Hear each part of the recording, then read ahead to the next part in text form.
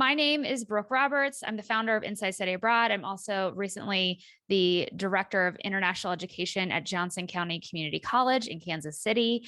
And I'm really excited to present this workshop to you all tonight. I've been doing this workshop for years now and leading the Globalpro Institute as part of my passion project and contribution to international education. So I'm excited to share all the goods with you. So hi, Francisco in San Antonio, Texas. Hi, welcome. Thanks for joining us. I'd love to see some conversation going on in the chat, so feel free to connect with each other. Connect with me, obviously. Columbus, Ohio. What's up, Ohio? Buckeye State. Hi, Sophia. It's nice to have you here. So today we're talking about how to land a job in study abroad and international education.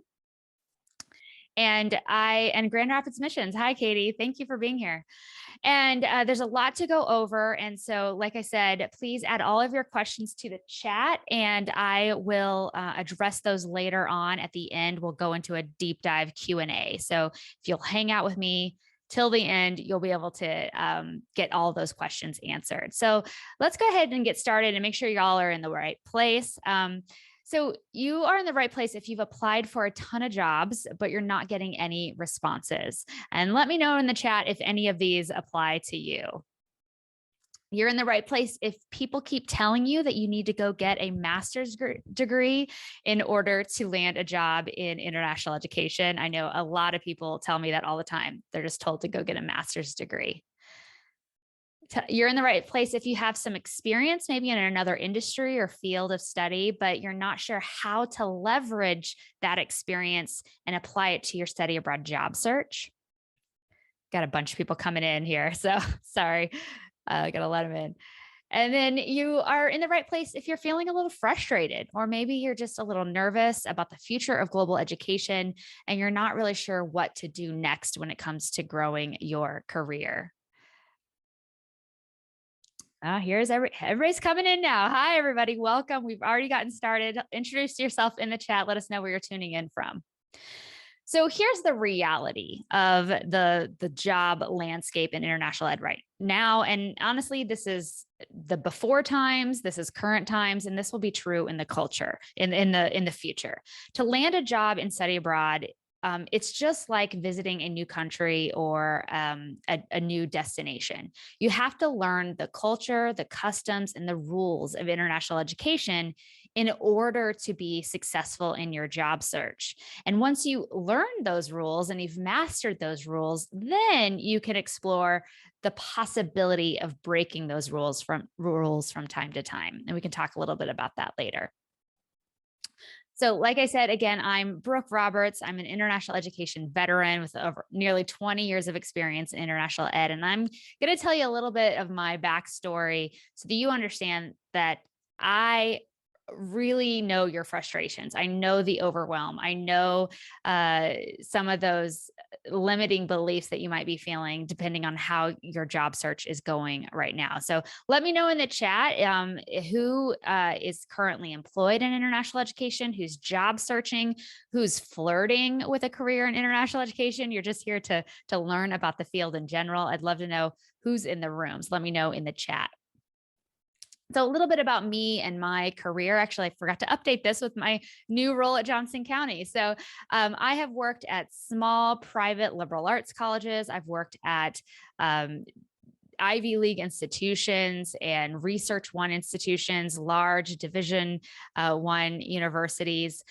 I have worked at program providers working on international internships. I sailed around the world as a staff member with Semester at Sea.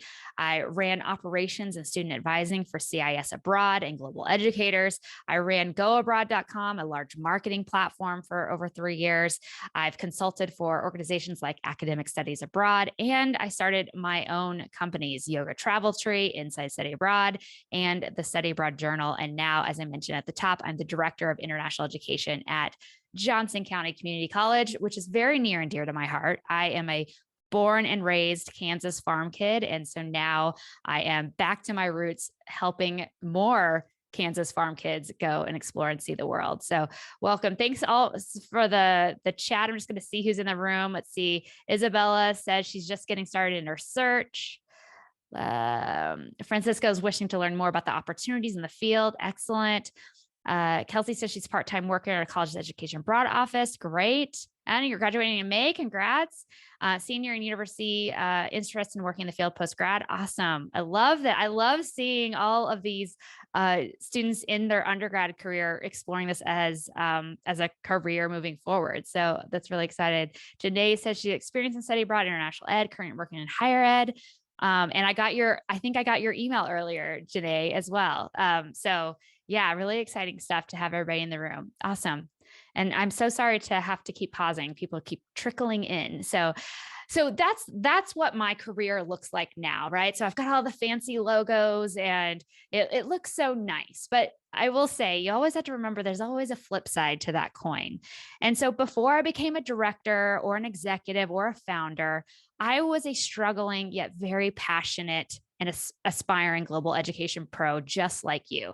So I was studying abroad in undergrad. I studied abroad in Switzerland, France, and England, and realized, oh my gosh, I have to work in international ed. And like many of you, I was told the only way to grow my career in international ed and study abroad was to go get a master's degree. So that I went straight to get a grad degree. And supposedly during my grad school experience, I did everything right. And I use right in quotations. We'll talk about that in a second. And then I went on to get a job teaching at a university in China right after my grad school experience. But here's the real truth of my career evolution. All right. So in 2006, I'm a little bit older than probably a lot of you, but in 2006, I finished my grad program, right? And I had done everything right. And I applied for over 75 jobs in international education and study abroad, right? And I got 0 interviews and 0 job offers, 0. And when I say I did everything right in grad school, I'm saying I took all the courses, I wrote all my papers on international education and study abroad. I had a grad assistantship in study abroad. I did practicums in international admissions, international student and scholar services. I interned at a university in an international office at a university in England. I led faculty-led study abroad programs. I took all of the international ed courses I could in my program.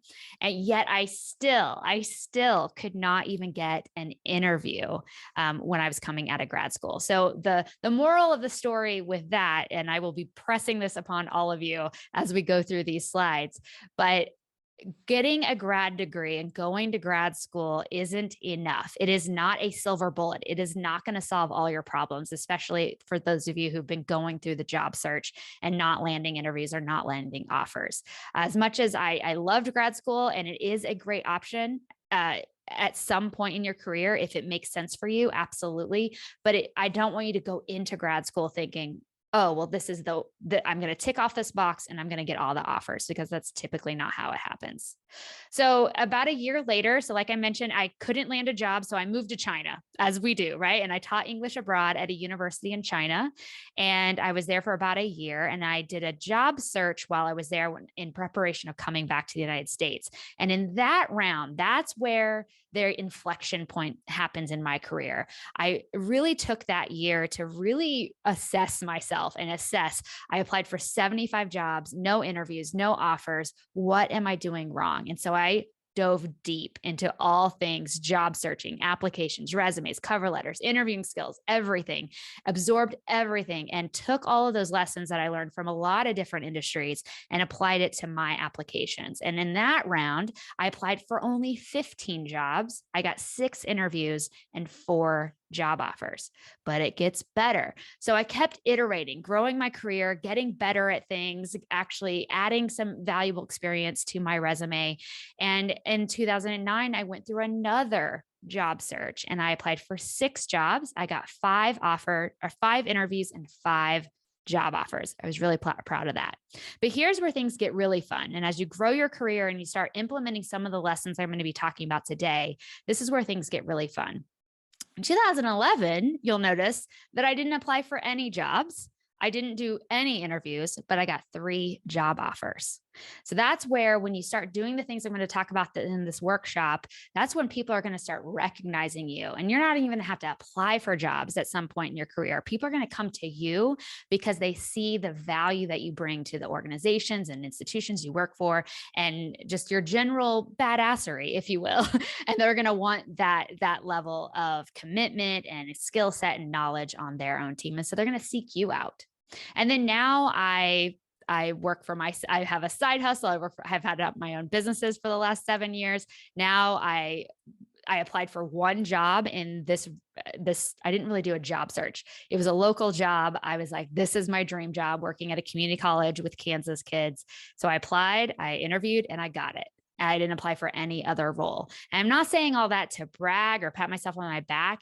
It's all to say that, like, what I teach here really works. I apply the same things I'm going to be telling you today to myself, to my own resume, to my own LinkedIn, to my own philosophy on networking. And if you take these lessons to heart and actually implement them, and I'm going to give you lots of homework, you can have very similar or better results than I have seen. All right.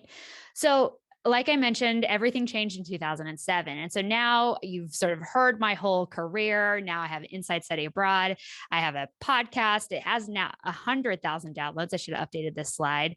I've been a TEDx keynote speaker. I founded 4 companies. I've worked with over 500 students in the Globalpro Institute. We're at 550 now, which I'm very proud of.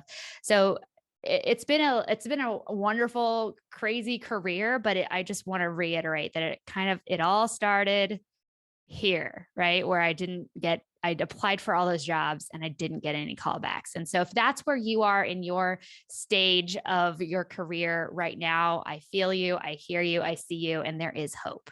All right, so let's talk about some myths about the study abroad job landscape, especially right near and sort of the middle of the panini, as I like to call it, just to keep it a little light. So myth number 1 is you have to have a master's degree. Now I'm going to beat this horse to death. So just prepare yourself. So I did a survey of employers several years ago, but in that survey, I asked those employers how important was a master's degree when they're hiring entry-level employees. And this was at private organizations and public and private colleges and universities. And nearly 70% of those hiring managers said that they have absolutely hired people without a master's degree, even when their job descriptions say master's preferred. And we'll talk about what they're looking for in just a second, but I just want to reiterate that you can get a job without a master's degree. The next, I asked about the master's degree, going a little bit further, and I asked them how they valued a master's degree in entry-level employees. Like, does that truly tip the scale in terms of making those decisions?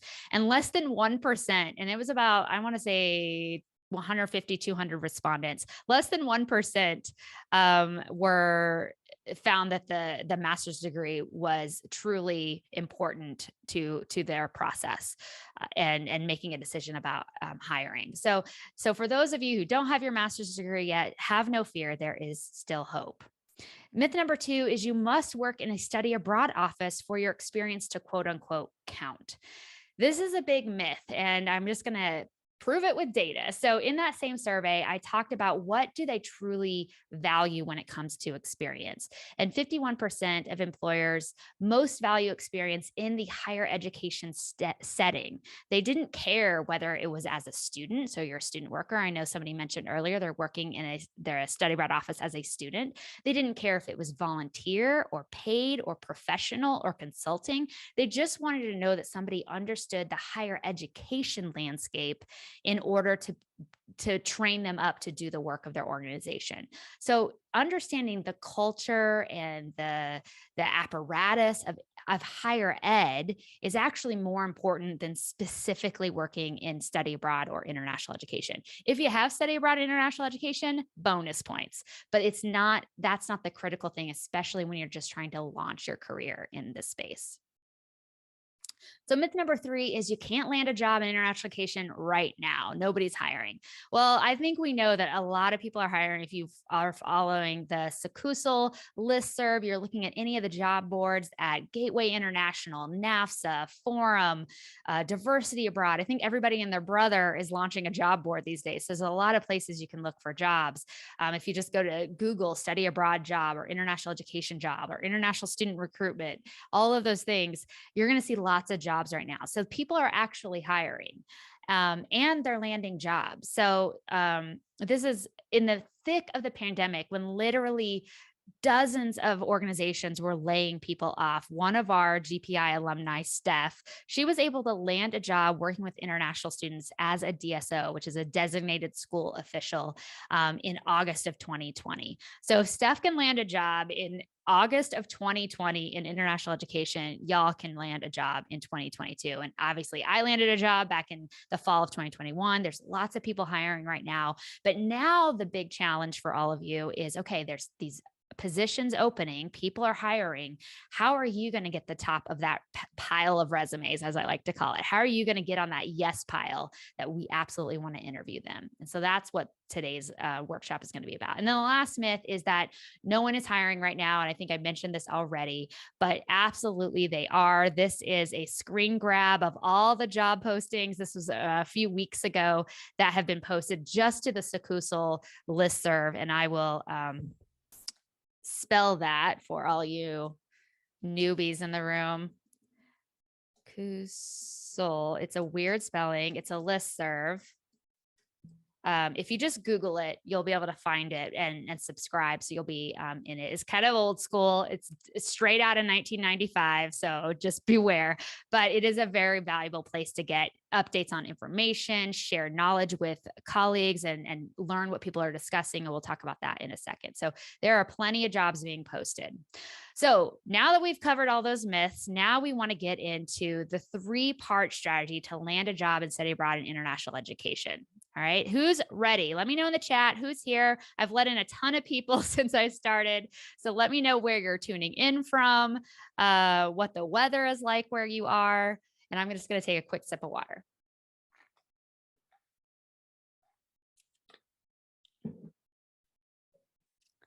Come on, y'all. I'm talking. Let's go. I want to see some engagement in this chat. Let's see it. Nebraska, we got Colorado. Hi, oh, it's Matt. Hey, Matt, what up? Matt is a fellow entrepreneur and doing great things. Oh my gosh, it's going fast. DC, what's up? Thanks for joining us pretty late. Worcester, Mass, what's up? Vermont, Chicago, all you East Coasters, thank you for being here.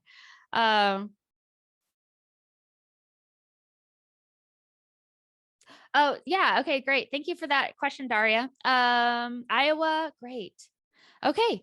All right. Well, thank you guys for chiming in and thank you for being here. All right. So strategy number 1, you need to professionalize your passion for travel.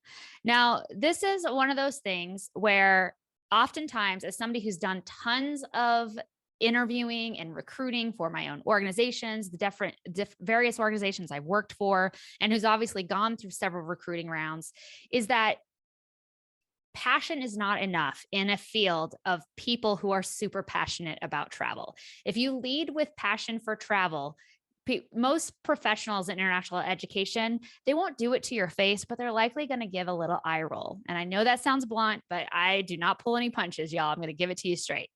We all have a passion for travel. So how are you going to stand out amongst all these people who are very well traveled, who are passionate about travel and have tons of experience in travel? So now that means that you have to dive deeper. You have to professionalize and start thinking about the world of international education, not as a passionate participant, but as a powerhouse professional, as I like to say. So you need to look at international education through a professional lens and not a student's perspective.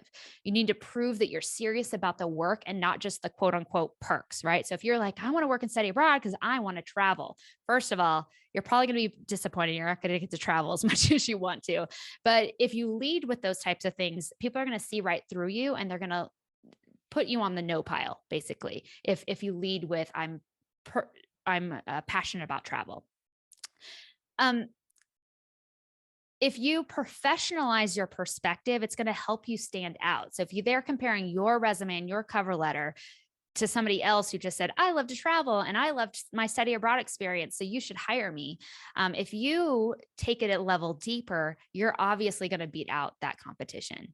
And that means that you have to move beyond general packing tips and booking flights and weekend travel advice, which is a lot of times what the surface level advice you'll see sort of circulating through the internet. If you go on YouTube and you Google all the young people sharing their study abroad advice, it typically revolves around this. They don't get into risk management, health and safety, academic rigor, course equivalencies, integration models and immersion models. They don't talk about those types of things because that's not what they're concerned with. They're concerned with the concerns.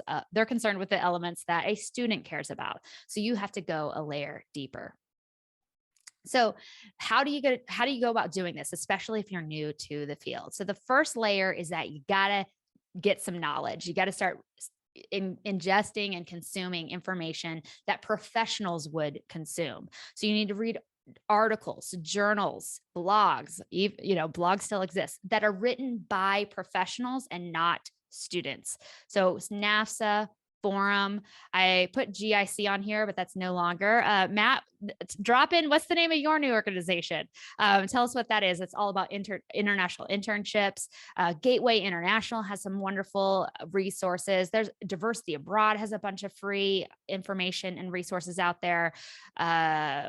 Gosh, they're blanking right now, but there's so many. Look at the Inside Higher Education has a whole global section on their website. The Chronicle of Higher Education has a whole global section as well. So you need to start consuming and absorbing the information that professionals consume. I already dropped it earlier, but subscribe to the Sukusal listserv. It's old school, but still a great resource.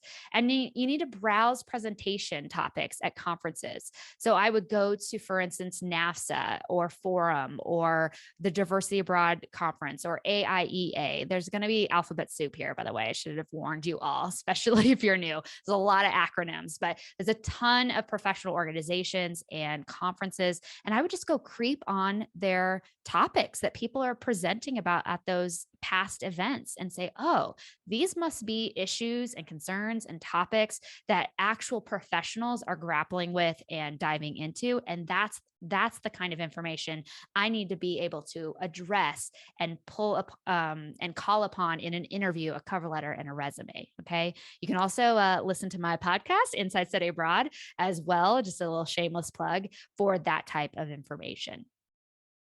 So I did a little quick search inside. This is a recent Sukusal posts that come to my inbox. You can see they're all tagged there.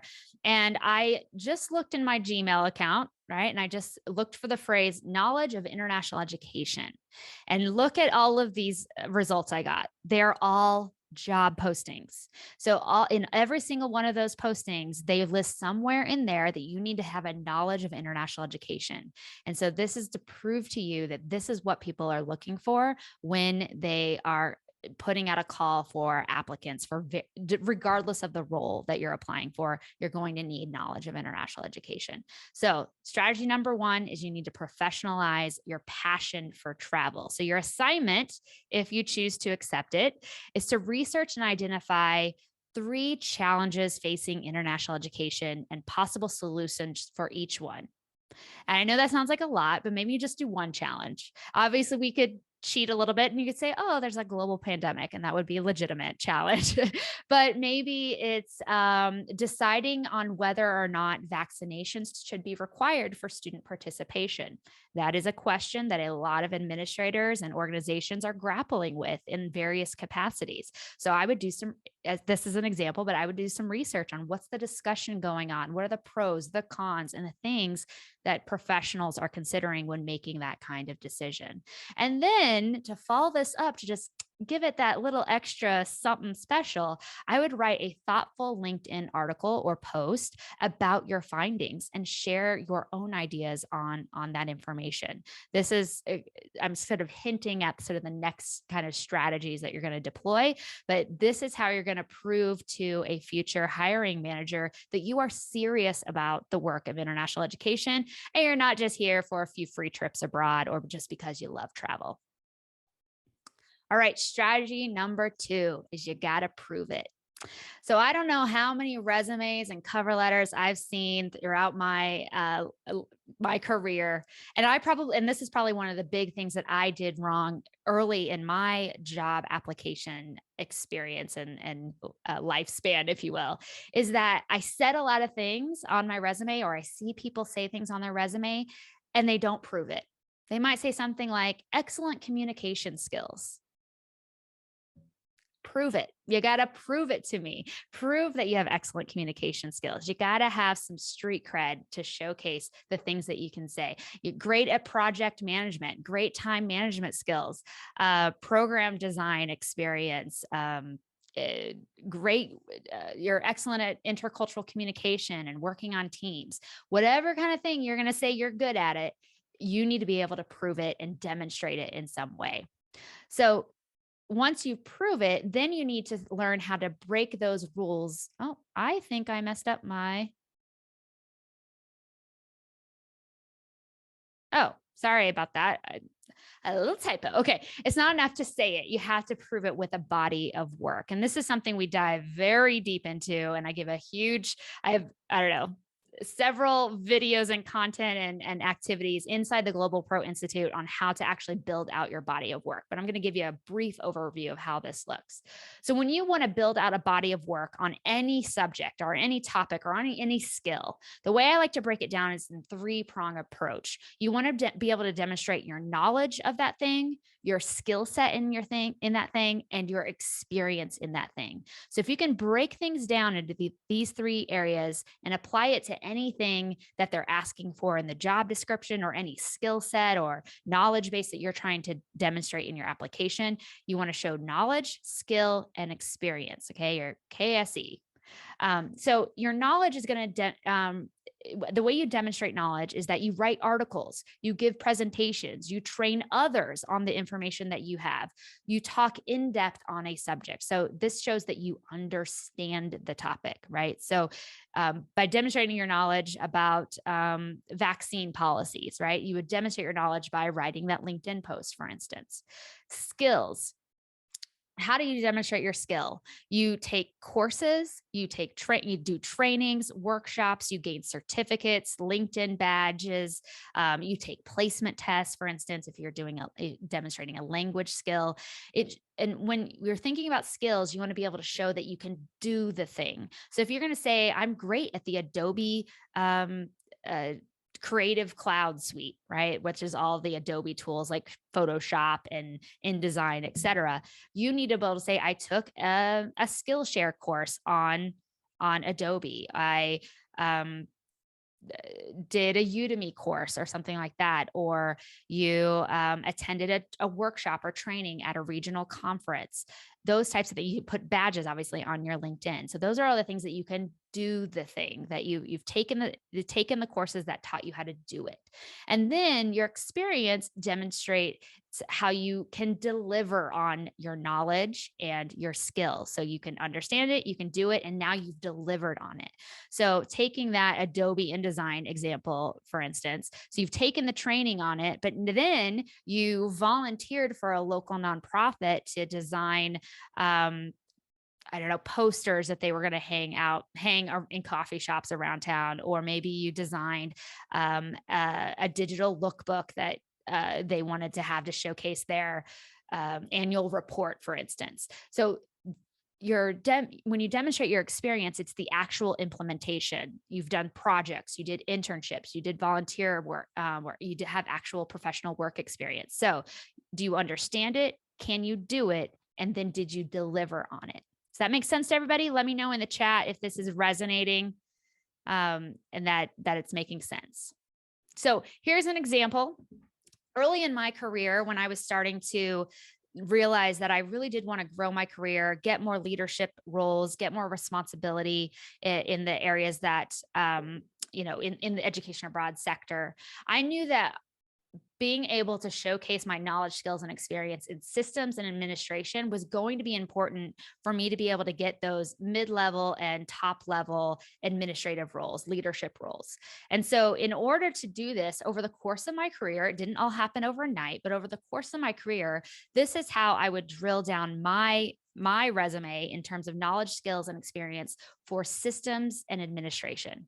So to demonstrate my knowledge, back in the day, many moons ago, I was running a one-person study abroad office at the University of South Dakota, and I had zero budget. So everything I did, I had to basically be scrappy about how I was going to use technology. For instance, I had to use all the free tools and things like that.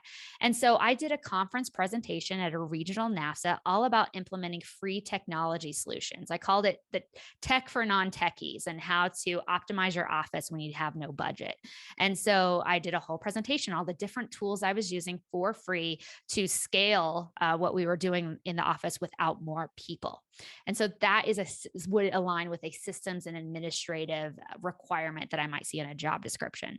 How do I demonstrate my skill in that? So I also took a project management certification and tech implementation program inside of Skillshare. And so I can say I have this certification or this badge, if you will, of a training that I did around project management. And then my experience, right? So one of my first jobs early in my career, I worked at USA, which is an international internship organization. And I basically led a team that we built. This is back in the day. So this was challenging work. This would be super easy to implement now. But back in the day, we built an online advisor toolkit and portal that all of our partner institutions could log into and access a bunch of training materials and templates and things that they could use on their campus to promote, share, educate their students on international internships. And so I designed and project managed that whole build out of that advisor toolkit. So do you see how if you start thinking about how do I demonstrate my knowledge, how do I demonstrate my skill, and how do I demonstrate my experience, that's going to start building out this body of work that looks really good. And then when you layer that on with your professionalized passion for international education and travel, you are just going to look like the most rock star applicant ever. And what I encourage you to do is find out what are those top, well, actually, I might be skipping ahead. Let's skip ahead. So in strategy number 2, here is your assignment. I want you to go find a job description on the nafsa.org job board or any job board that you like. And I want you to identify one, I put 2 to 3, but I identify one skill or one overarching umbrella skill set or responsibility that they're asking for in that job description. So for instance, maybe it's a study abroad advisor role and you're advising for Spanish speaking destinations, let's just say. So I want you to go and find one online course, an article, an internship, a workshop, anything, an article about advising for Spanish speaking destinations, understanding the Spain higher education model and how they operate and what's the culture of a classroom in Spain. Like go deep on something related to Spanish speaking destinations and really start to feel like, how would I build out my body of work when it came to that specific area of responsibility for that role? And then keep doing it over and over again for every job you ever want to apply for. And I promise you are going to have the most stacked resume, cover letter, interview, question responses prepared that are going to make you stand out in a job search if you do this again and again. So strategy number 3, I was skipping ahead. So strategy number 3 is you need to be a dream come true. Now, what does this mean precisely? So this is Disneyland, a Disney World where every little kid's dreams come true, right? So Mickey Mouse. The idea here is that when someone reads your resume or cover letter, that when they read it, you want them to go, oh my gosh, where has this person been my whole life? Like, why have they not been on my team yesterday? I need to talk to this person. I need to learn more. I need to know how they could fit within our organization because they are an amazing match. Now that might seem like, wait a minute, but what if I don't have 20 years of experience and I don't have all the titles and I don't have all the things. That's okay. And I'm going to show you exactly how you can be a dream come true candidate at any step in your career journey. All right. So how do you become a dream come true? The first thing you have to do is that you have to do the work to connect the dots for the hiring manager on your resume and cover letter. You cannot make them work for it. What does that mean? So in every job rec or every job posting, they are going to tell you exactly what they want. They are telling you exactly what they want. So if you submit a resume or cover letter, and I'm sure you've heard this before, that you have sent to 75 other institutions, and by the way, I am guilty of this. You remember that job search I did? 75 applications. I did not change one of those resumes or cover letters. All I did was change the name of the institution and the position title.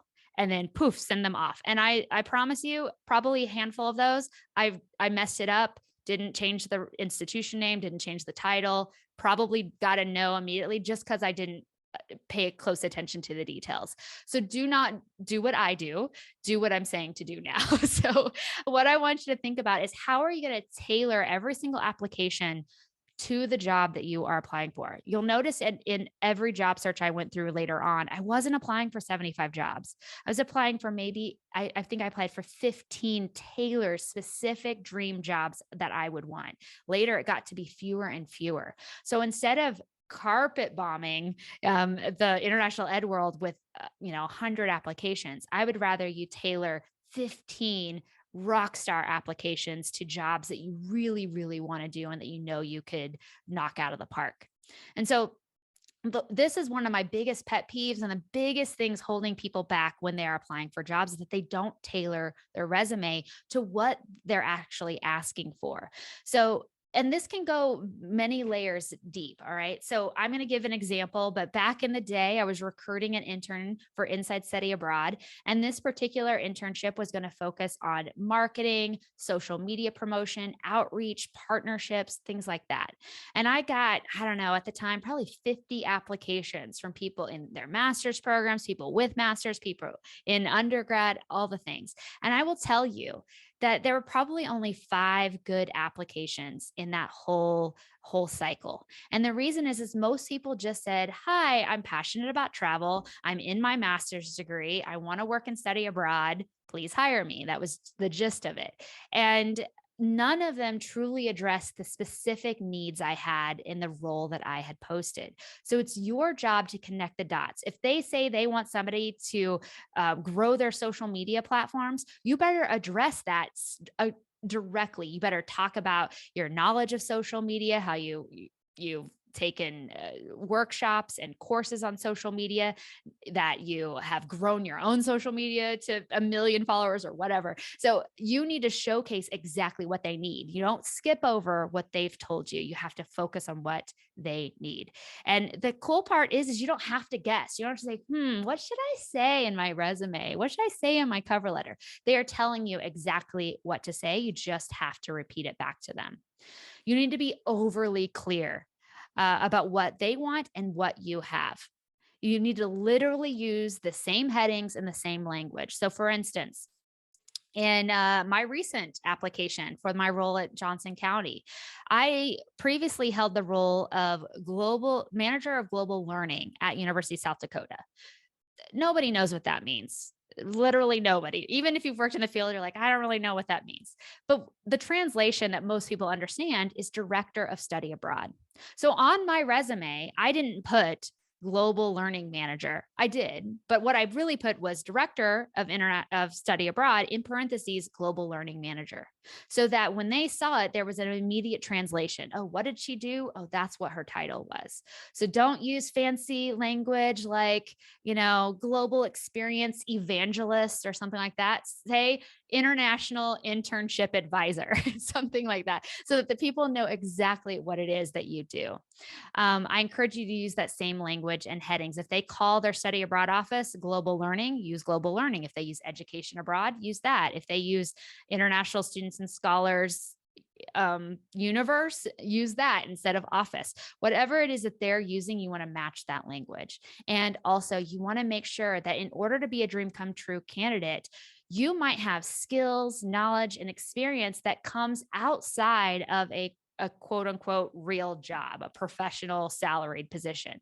So if you want to be a dream come true candidate, you need to look at your entire portfolio, your entire body of work, and be able to draw from your professional experience, your volunteer experience, your student experience, formal, informal, all of it is valid.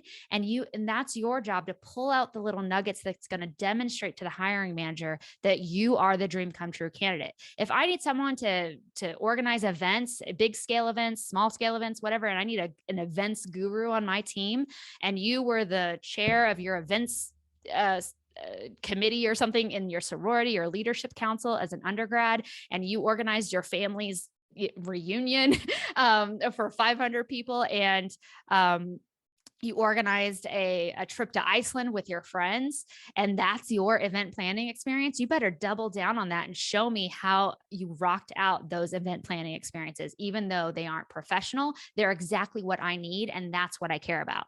All right. So sorry, I feel like I'm on a soapbox because I'm very passionate about this.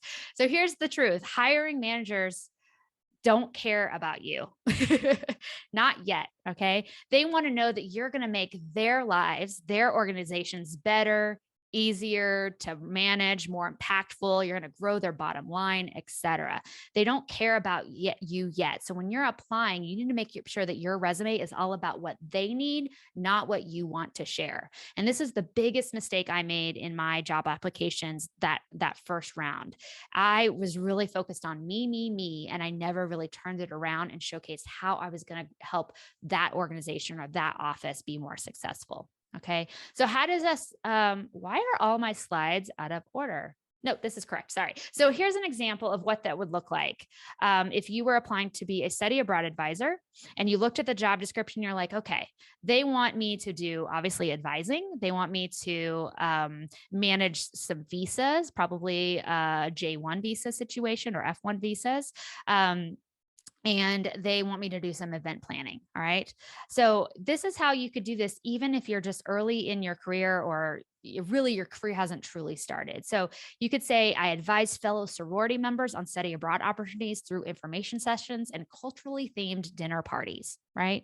So that's not a professional job, but maybe you came back from study abroad, you're super stoked. And so you're like, I'm hosting tapas night and I'm going to tell you all about my semester in Barcelona. Great. That's still a great experience. And likely you did some advising because they probably had lots of questions.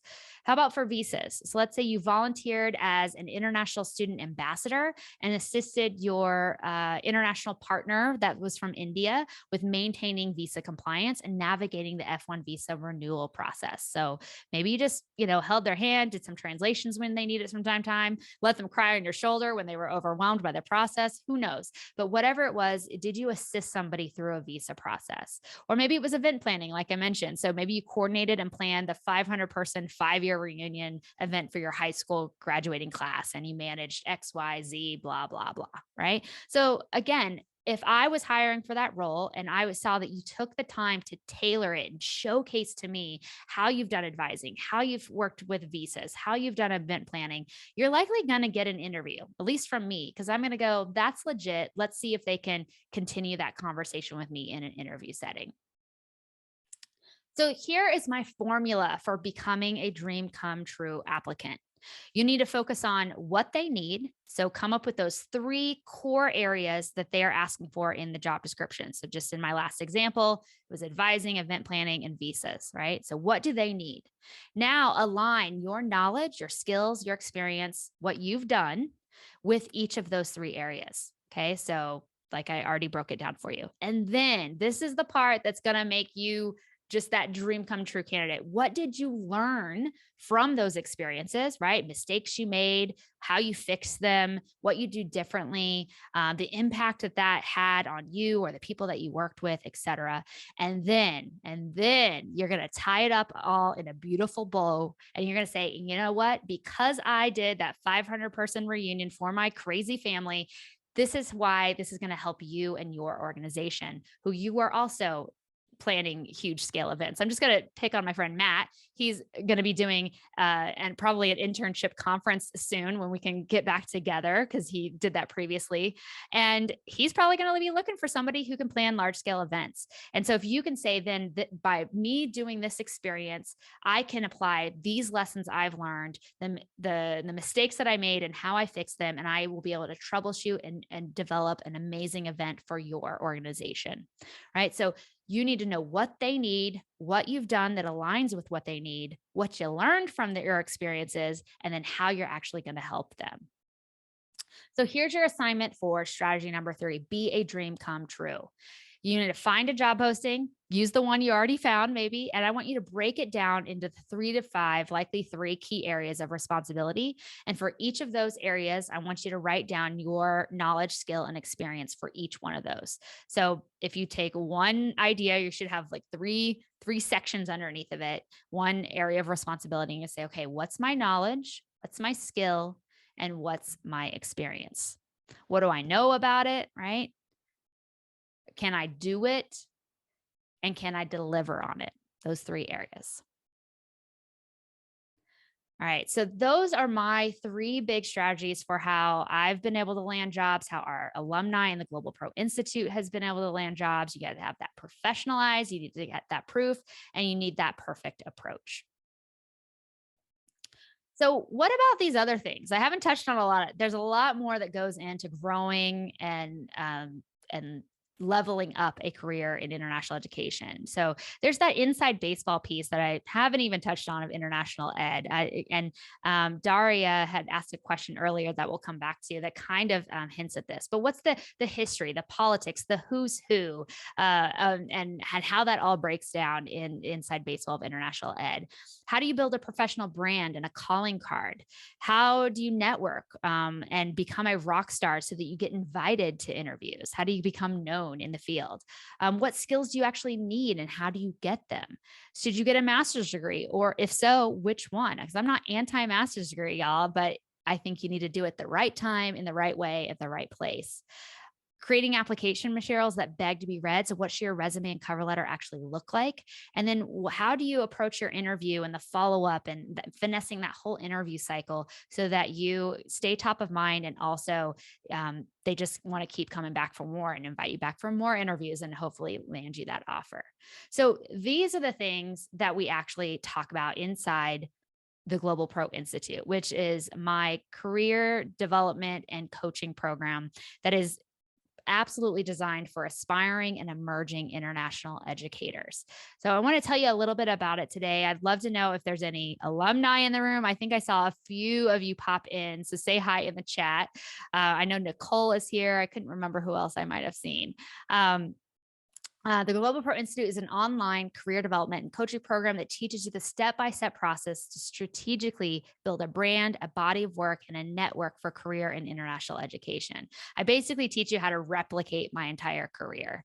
So in the program, it has 3 key components. So you get a coaching from me. So over the course of 4 weeks, we meet once a week in a group setting and we dive deep into your story, your experience. And then we start to tease out your knowledge, your skills, your experience. And I basically do a lot of pep talks to showcase and teach you how to strategically apply your body of work to the types of jobs that you're trying to apply to. So we help tease out these things in your unique perspective. And you get the advantage of my 20 years of experience in international education. And I can tell you, if you're applying to a private organization, I would approach it this way and I would say it like this. But if you're applying to that small liberal arts college that I know pretty well and know a little bit about the inside of what's going on there, I would approach it this way. That's the type of coaching and nuanced advice I give in our coaching calls. You're also going to get access to our networking community. So since I launched Globalpro Institute back in 2015, which seems crazy. So we have 550 alumni in the program at this point. And so a lot of those people have grown their careers. They are assistant directors and directors of things all over the country and the world, frankly. And so now you're going to access this powerhouse community, not only just the cohort that you join with here in January, but also all of those alumni in our private community. And so you'll now have a built-in network. You're never going to have to worry about going to a conference and not knowing anybody, because I'm almost positive you will have a GPI alumni who's also going to be at that event. And then, of course, you're going to get access to the core curriculum. So it's a 6-module program that teaches you all about international education as a field, and then how that you're going to stand out in a crowded job market, how to build a network of raving fans, create applications that land interviews, etc. And that's all in that pre-recorded content. So here's how the modules break down. The first module is all about the industry, the field of international education, Globalpro 101. This is where we start to professionalize you. How do you start thinking about international education and study abroad through that professional lens? I have an hour-long workshop in this module that's called the Inside Baseball. And this is all the stuff that people in international education who've been in it for a while, we talk about and we whisper about behind the scenes, but nobody ever says it publicly. I'm just spilling all the tea inside this workshop. It's probably one of the people's favorite workshops and most eye-opening workshops in the entire program. Once we do module 1 and we look at the landscape of international education, then we dive into the next modules, which are all about you. So now we took internally to you. So we look at what is your professional brand right now and what do you want it to be? And then once you know what you want that brand to look like, how do we start cultivating that brand through your body of work? How do you start building out a network of people who are going to be your champions and reaching out to people who seem untouchable, all those famous, quote unquote, famous names that you might see running around LinkedIn? And how do you get access to those people? You're going to start cultivating your knowledge and skills. And obviously, like I mentioned, building out your body of work. And so we have a whole spreadsheet and back-end system for you to start filling this in. So you have this living, breathing document that you can go back to again and again to pull from as you apply for different roles throughout your career. And then module 6 is all about becoming that dream come true candidate, like I mentioned. So how do you pull your body of work, your network, all of these things into one package so that you can get the top of the yes pile when it comes to landing an interview? So, that's all the stuff that you get, and that's all nice and dandy, but this is what you're going to create when you join the Globalpro Institute. So you're going to have a strong and clear professional brand. You're going to know what to say about yourself when you're meeting people and networking receptions, hopefully in person soon, or just connecting with people on LinkedIn. You're going to know what to say about yourself. You're going to have a body of work that highlights your knowledge, your skills, and your experience, like I mentioned. You're going to have what I call a dazzling career HQ. I'll talk about this in a second, that will get you noticed in the international education ecosystem. You're going to have this very powerful and influential professional network, and you're going to know how to become that dream come true application because you're going to have a killer resume, cover letter, interview prep that's going to make you just rock out your interviews. And this is a little photo of some of us back in the day when we went to a NAFSA conference and all got together at a reception. Which is kind of a bonus I don't talk about. But when we go to conferences and people hook up with me and connect with me at the conferences, I basically become your conference Sherpa. I take you all over with me, introduce you to all the people, get you into all the receptions that you didn't even know existed, and just show you the ropes of how to navigate one of those big events. So let's talk about alumni. And it's not just about landing dream jobs, but there is a lot of that. So here's one of our alumni, Chanel. She was offered a position as a program specialist, which was her title for international education. And she said, thanks to GPI and Brooke for helping me gain new skills, brush up on old ones, and push me to create my own career HQ. And she reignited her commitment to working with international students. This is Joe. I love Joe's story because he's not somebody you'd think of that would need GPI or want to be a part of GPI, but he had a 30-year career in the Foreign Service and had retired from the Foreign Service and wanted to work in international education when he came back to the United States. So you'd think that he had all this experience, but even him with all of that Foreign Service experience didn't really know how to package that up for the types of roles that he was applying for. And so inside the program, we were to work together, and he was able to land multiple job offers and really leverage the program to get the types of roles in a place. He was very specific geographically too about where it was going to be. And so you can read what he said here. And all of these alumni quotes and experiences are all listed on the GPI webpage over at Inside Study Abroad. This is Betty. I love her story as well. Betty joined the program because she was very specific on what she was looking for. She wanted part-time because she had young children at home at the time. She was geographically bound, so she needed to be in the Boston area, and she was able to land 2 job offers, both part-time, and obviously that was perfect for her situation in her life at the time. And she said she loved GPI, exceeded all her expectations. Then there's Malcolm, our Brit. And so he was working in international ed generally, but wanted to shift to a new area of the field. So he was working in teach abroad, sort of Tefl, learning English as a second language kind of arena, but he wanted to move into traditional study abroad, but he wanted to be in the UK because that's where he's from. And so he posted that he landed his dream job at a London university.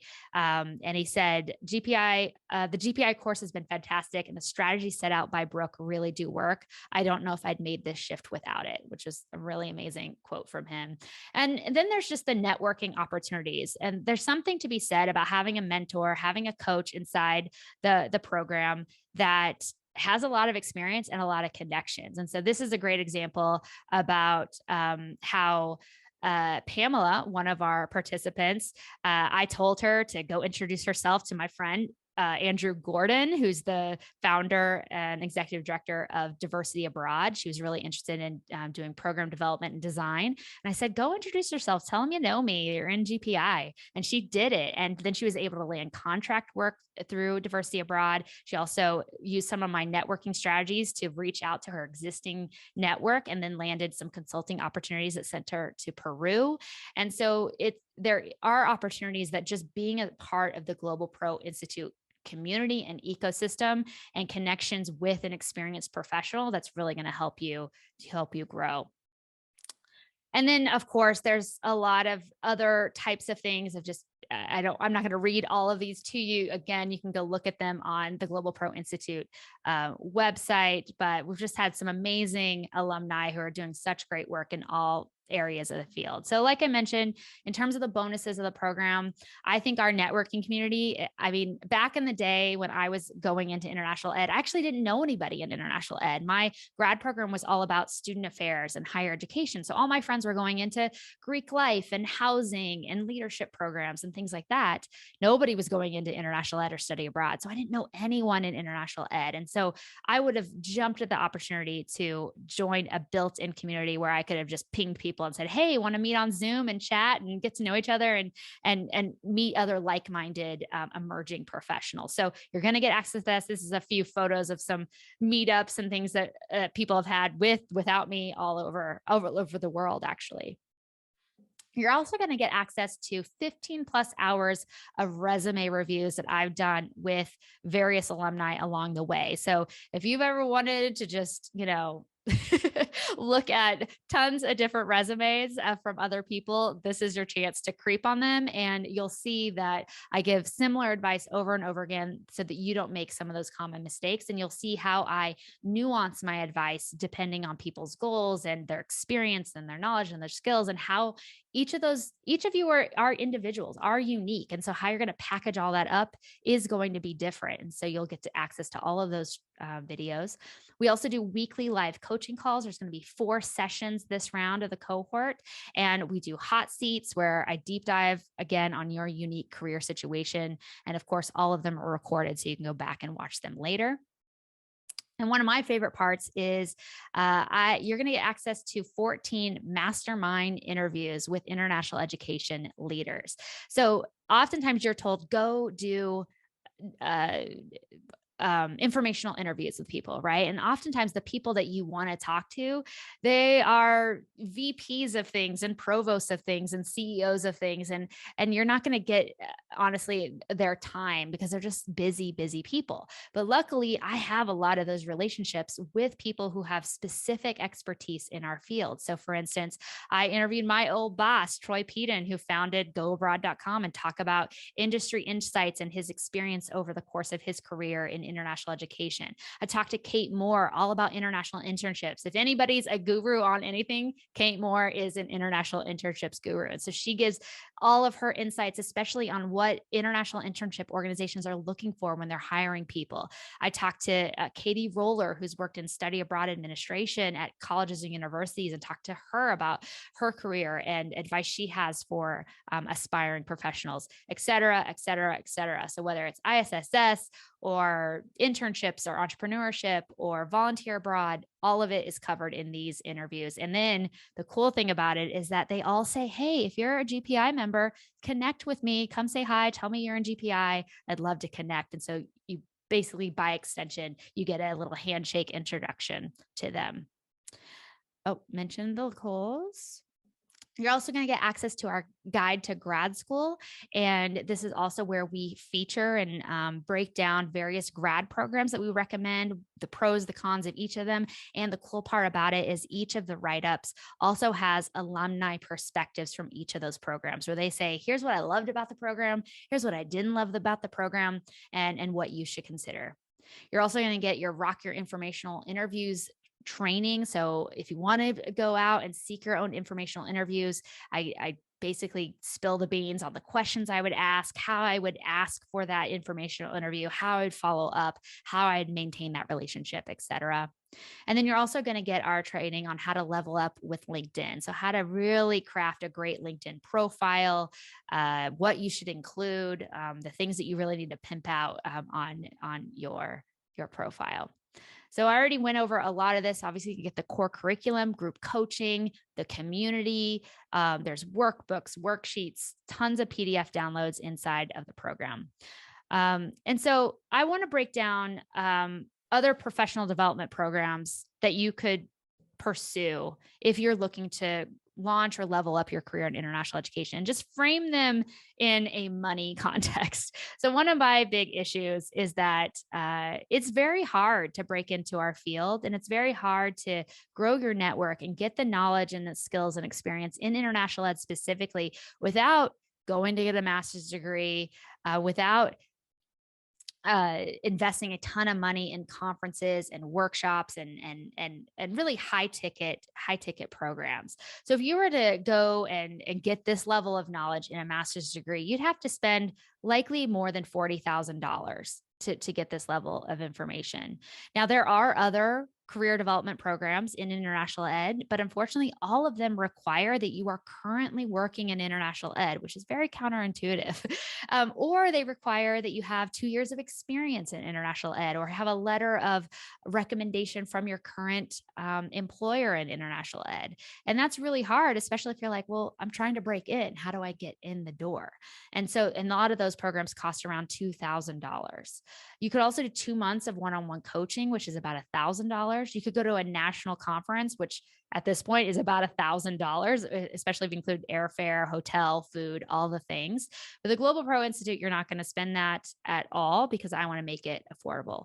So we have 2 program options for Globalpro Institute, and I'll break down each of them. But the first one is just the classic Globalpro Institute. You get the core curriculum, the coaching with me, the community of GPI alumni, and that's $397. You get lifetime access to the whole program. The other option is that you can do the GPI program that I just described, but also get our Globalpro Labs bundle. And so the Labs bundle, this is the Globalpro Institute. We've already talked about everything that you get there with all those bonuses that I went through, but you get all of that plus the Globalpro Labs. So if you're not familiar with the Globalpro Labs, we developed these last year, and I brought in guest experts to teach very specific skills-based trainings on the different areas of international education. So if you're like, well, what does a study abroad advisor actually do? So we have a lab on that. We break down how, if you were a new study abroad advisor, what would you need to know to be successful in your role? How does a study abroad office work? What do you need to do? How do you advise students? How do you work across campus? How do you know the key stakeholders that integrate with an international or a study abroad office? All of that is like, we deep dive into that. And Jason Kinnear and Chris Cherma, both experienced international education professionals. Jason's the director at UNC Chapel Hill. Chris was formerly the senior coordinator at Colorado State. And so they basically spill all the beans on their experience of running study abroad offices and what they were looking for, and the knowledge they would want a new advisor to have. Same things with marketing programs. I teach a whole training on how to market global programs, drawing from my experience at Go Abroad, which is a marketing platform, but also working within a campus. International student and scholar advising. What do they actually do? So Jody Pritt, who's the director of International Student and Scholar Services down in Georgia, she has a great accent, all the things that she breaks down, all the visas, all the requirements, all the regs and regulations that you need to be aware of and understand as an international student and scholar advisor. We have a whole session on how to develop a study abroad program, a global program. How do you deliver that program on site? What are the things you need to consider? International admissions and recruitment. Oh my God, this one's amazing. My friend Rebecca, who is the assistant director of international recruitment at Northern Kentucky, she gives you the whole game plan. And basically all you'd have to do is watch this lab if you got a new job as an international admissions and recruiter, and you'd be able to steal her whole system, because it's that powerful. So highly recommend, if you're interested in all these trainings as well, do the GPI plus Globalpro labs option. Right. So if you're interested, just go to insidestudyabroad.com/GPI. All the details are on that page. So definitely read through it. Send me some emails if you have any questions. And then you're going to basically choose between one of those two options, and both are great. You don't have to do the labs if you don't want to. That's totally fair. But this is the only time they will be this affordable. The retail price on the Globalpro labs on the website is $297. So you're getting them for $100 if you opt in now. And then you just get started. Once you enroll, you're going to get immediate access to all of the content, all of the bonuses, all of those informational interviews that I did with thought leaders in the field. It's all there for you right now. You could go crazy and do it tonight if you want to, and start watching and going through the content and the workbooks. All right. So here's my call to action for all of you. Thank you so much for being here.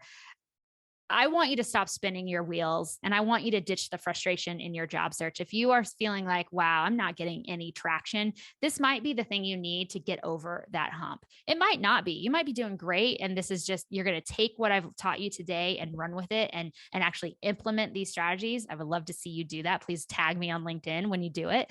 And I wish you all the best. And I hope that you'll join me in the most comprehensive career development and coaching program for aspiring international educators. Nothing else exists out there that's like this. And so I would love to work with you all. One thing to note for those of you who are still hanging with me is that this is going to be our only cohort for 2022. Excuse me. So after this cohort, you'll be able to enroll in GPI, but there will no longer be coaching, because as I mentioned, I now am the director of international ed at a local college, and I have to focus my energy and time there. And so this is the last time I'm going to be able to offer the coaching through the program. So content will still be there, of course, but this is the last time we're going to be doing coaching, or live coaching, I should say. So if you want to get in, you want to spend some time with me on a Zoom call, deep diving into your career, I'd love to work with any one of you that's interested. And so if you have questions, please drop them in the chat. We're going to dive into questions now. I can't believe that I did all that in an hour. I spoke really fast. So, oh, great. Janae said she used her guide to choose her program. Super helpful. What program did you choose? Let's hear it. Love it. Let's see. I'm running to LinkedIn as soon as the webinar wraps up. Great, Isabella. I can't wait to see what you put. Tag me in the comments once you do it so I can come read what you're doing. Your post has been really helpful. Oh, I'm so happy that the podcast has been helpful. And then Matt mentioned his International Internship Network. Awesome. Yeah, no worries. Love to shout out people I think are doing cool things. Oh, she went to SIT. That's great. Okay, awesome. That's wonderful. All right. Well, let me know your questions. Okay, looks like we got some coming in. And again, just go to insidestudyabroad.com/GPI to learn all about the program. And oh, I didn't put it in the slides because this is a secret and this is just for people who are here live. So one of the things I'm going to be working on in February and March is I'm creating a customized program that's all about resumes, cover letters, and interviews. That's all I'm focusing on in that program. When you join GPI in this cohort, I'm going to give you free access to that program. It's called Rock Your Resume, and it's off the chain. I've already outlined it all. I just got to create all of the content, but it's going to be amazing. So if you join in this round of GPI, you're going to get access to that course basically. And I'd love to see you guys in there. And it's going to be pan industry, so it won't be specific to international education. But I think y'all are going to get a lot out of it. And everybody wants, and it's going to be resume templates, cover letter templates, like drag and drop, fill in the blank. It's going to be beautiful. All right. Can't wait. Okay. So Mariana, thanks for being here. She said, what is your opinion of Tefl? Are they required for education abroad or study abroad advising careers? No, they are not required. I heard mixed opinions. Some have told me I need to get certified. Other mentors that it is a waste of money. So I guess it depends on what you're trying to do. If you're trying to work in education abroad in the US context, you do not need to have a Tefl certificate in order to do that. I've never seen that.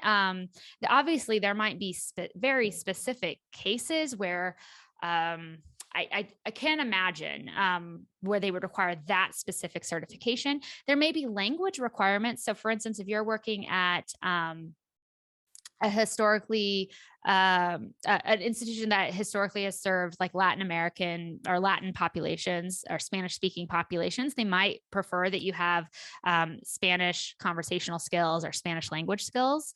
But I can't think of a US context in which you would need Tefl.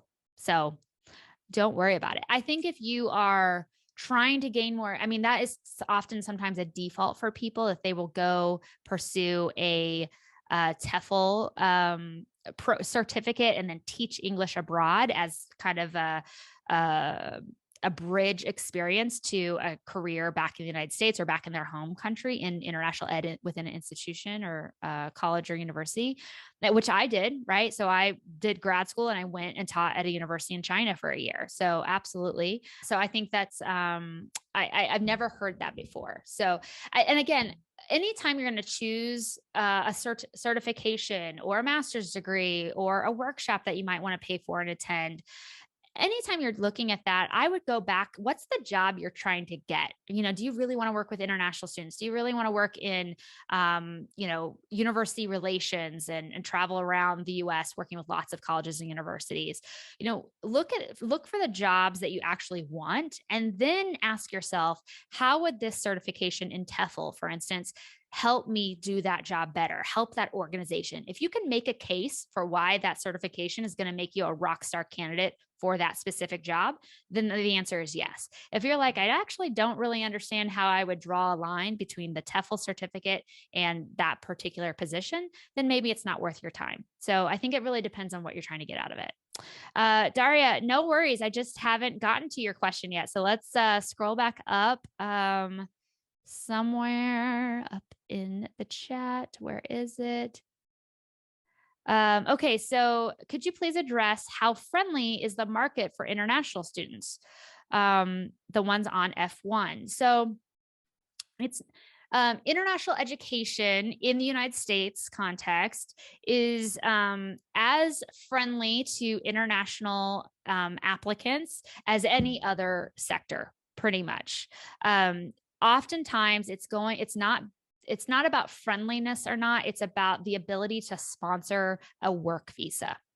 And that's the big kicker, whether you're a US person who wants to go work in London or somebody from, I don't know, Spain who wants to come work in the United States, or, you know, somebody from South Africa who wants to go work in the Philippines, any cross-directional global mobility situation. if you're crossing a border into a country in which you do not have the legal right to work, it is going to be very challenging for you to get a job. It is not unique to the United States. It's not unique to the rest of the world. So with that in mind, you would want to think long and hard about how you want to approach that type of job search. It is much more challenging. But I think the opportunities become much more open to you once you start getting experience. So I don't know where you're originally from, Daria, but you might think about, how could I go back to my home country and pursue international education as a career in that environment? And how can you become a rock star in your home country? How can you go to the conferences, be part of the working groups, be presenting at online panels, really engaging with the international education community within your home country, and really build out your brand, build out your body of work in that context where it's legal. And then you can start leveraging that with your networking across the world, right? If you really want to be back in the United States, or you really want to be in the UK or Canada or wherever it is you want to be, then you can start tailoring your networking strategies, the kinds of conferences that you attend, to the destination or the location that you want to be in. And that's what I tell even people who are US citizens who want to work within the United States, for instance. And let's say they really want to get a job in Seattle, and that's where they want to be. But they want to work in international ed, but they have to be in Seattle. Sometimes you don't get everything you want, especially early on in your career. So getting the industry or type of job you want, plus the location you want, may not always happen early on. And you'll notice in my career, to help me start leveling up, I went to South Dakota. I'm not from South Dakota. I've never again lived in South Dakota, but I lived there for a little over 2 years to really get some great experience, so that then I could leverage that into other roles moving forward. So even within the United States, I tell people, if you're going to be focused geographically, you have to double down on the other areas. So your networking is going to be super important. Your brand building and getting your name out there in that geographic region is going to be really important. So I say the same thing is true whether or not you are international to the United States or not. Any other questions? Did I miss anybody else's question? Oh, I see. Katie said, do you have recommendations for specific website schools to look into for teaching English abroad in universities? When I search for teaching abroad jobs, most postings seem to be in K through 12. Yeah, Katie, I don't have a specific website. I wish, sometimes, things happen that you can be strategic about and aim for, but oftentimes it's just a crapshoot and it's right place, right time. In my situation, it was a right place, right time. I was actually slated to teach at a secondary institution. And at the last minute, the director of the program was placing, I don't know. It's a long story, Katie, but basically I was the only person. They had a teacher quit last minute. I was the only person that they knew of that could go there immediately and start teaching. Because they required the person to have a master's degree. I was the only one, and so they were like, "Hey, do you want to teach at a university?" So that was totally a crapshoot. I wish I could take all the credit for finding that, but I don't have it. International Tefl Academy. And I'm going to be having a interview with Bruce, who's Bruce Jones, who's the CEO, founder of International Tefl Academy. That would be a place I would start. They are a great resource just generally for all things Tefl and teaching abroad. And I would maybe reach out to them and talk to them about if they have any resources or leads for how someone might find university level teaching jobs. But I wish I had better advice. Let's see. Would you mind covering? Oh, sorry. Looking for questions. Here we go. I decided to not go straight into grad school after I graduated this May. Good choice, Sophia. What would be your recommendation for recent graduates to do during their gap semester year to gain experience? Yeah. So, I think, at this juncture, there's not a lot of silver linings of the pandemic for international ed, but here's one, is that because a lot of university offices and a lot of organizations lost staff, even though it feels like everybody's hiring, we're not near to the hiring levels that we were, or the staffing levels that we were pre-pandemic. And so there's a lot of organizations and offices that are just looking for all hands on deck. So what I would do, Sophia, as I would start with find an organization, find an institution that you're like, oh my gosh, that would be a dream come true for me if I could get in the door there. And we talk about how to do this inside the Globalpro Institute. I talk about how to gain strategic experience. And I would go through a whole process on how to position yourself, get yourself ready so that you could offer yourself up as tribute, if you will, but offer yourself up as an intern or doing project-based work for them, just to get a little bit of experience and grow your network. So start with the organizations that you would really love to work with, and then engage with them, reach out to them in order to start seeing what might be available. Good question. Jen says, how does a person begin to know what the salary ranges look like for study abroad jobs? Most job postings don't give a salary range. Oh my gosh, Jen, you're after my heart here with this question. So I almost posted a rant about this on LinkedIn today, only because I saw a bunch of my friends posting jobs that looked great, but none of them had a salary range listed, and which is really infuriating. I know with the position I am in now, it did not post its salary range. So when I applied, I was like, I don't know if they're going to it's going to be super low ball. I have no idea what this might be. So obviously geography is going to play a role in this. And I'm giving advice totally on the US context right now. It really is going to depend on where you are. So like a study abroad advisor in Kansas, where I live, is going to make very different dollar amounts than an advisor in LA, in Los Angeles, California, right? Cost of living is just dramatically different. So you have to take everything I say with a grain of salt. But generally speaking, entry-level study abroad advisor jobs are going to be anywhere from 35, maybe 40, $45,000 a year salary.